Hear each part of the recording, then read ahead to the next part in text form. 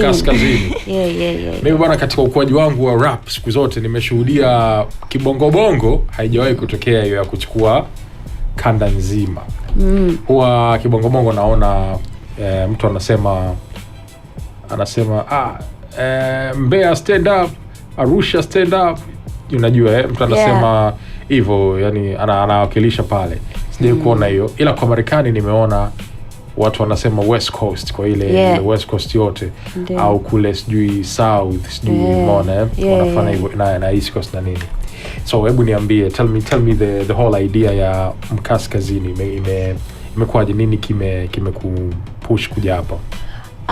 For me Mkaskazini haikuja kama wimbo, ilikuja kama idea ya kwamba you know, tukitazama Kaskazini na tamaduni zake, watu wake, mavazi, vyakula, yani vitu lifestyle ambayo tunazo inakuwaga ni very unique.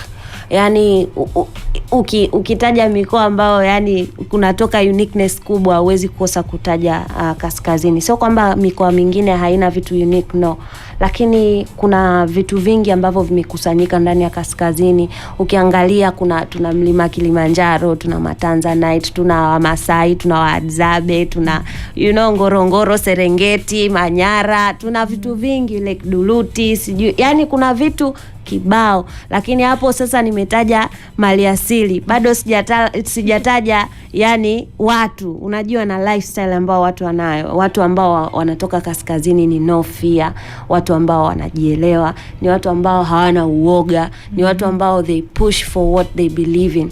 Kwa hiyo mimi nikawaza nikasema hivi, unajua kiukweli Kaskazini inakaa kama yani ni nchi ambayo inajitegemea ndani ya nchi.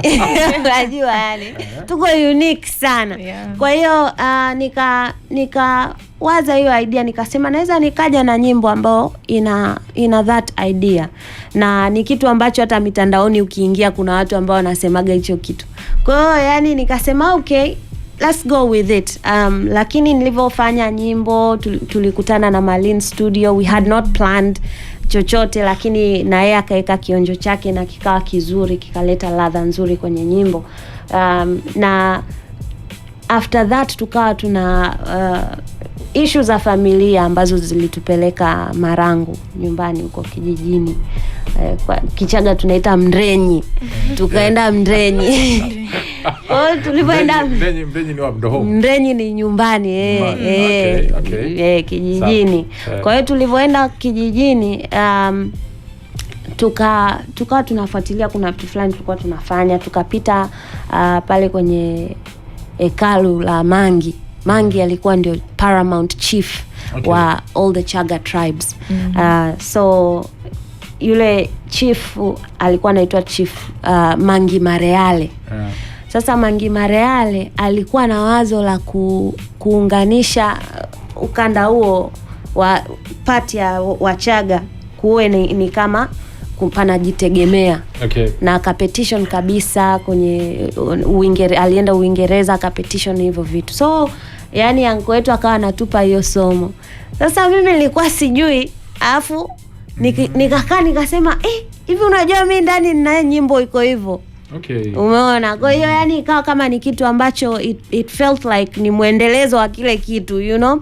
So for me nikasema okay, let's do it, let's make it a project ambayo tutaweza kusupport nyumbani na kuweza kuiweka kwenye map na kutangaza hata vitu ambavyo tunavyo na kujivunia. Safi.